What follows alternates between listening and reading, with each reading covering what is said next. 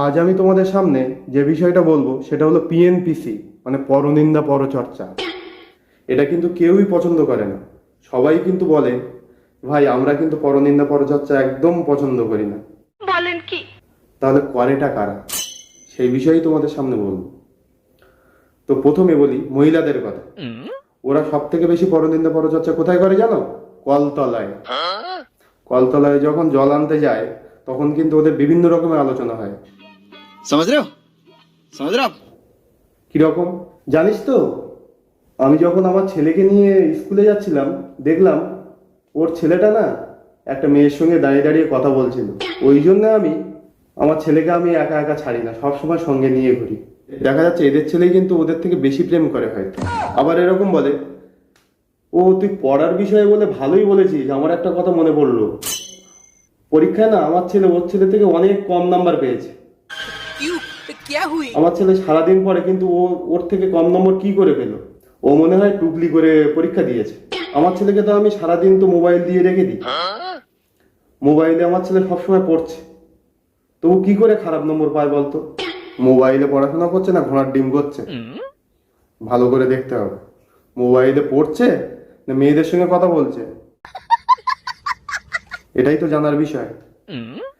আবার এরকম আলোচনা হয়, টিভির যে সিরিয়াল হয় সেটাকেও এরা কিন্তু ছাড় দেয় না। কিরকম? ওই সিরিয়ালটা না খুব বাজে হচ্ছে, ওই চ্যানেলের সিরিয়াল আমি আর দেখিই না। আমি এখন অন্য চ্যানেলের সিরিয়াল দেখি, ওই সিরিয়ালটা খুব ভালো হয়। এদের মনের মতো সিরিয়াল করার জন্য হয়তো কোনদিন পরিচালক প্রযোজক যারা সিরিয়াল বানায় তাদেরই না কোনদিন হার্ট অ্যাটাক হয়ে যায়।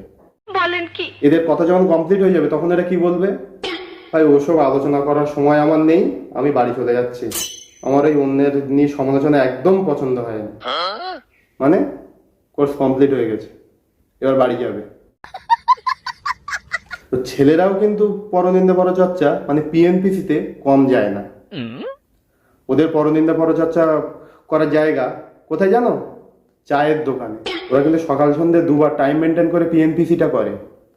अच्छा তোমরা মোড়ের মাথা চায়ের দোকানে গিয়ে একটু দেখবে যে চায়ের দোকানে কি হচ্ছে, ওরা কিরকম পিএনপিসি করে।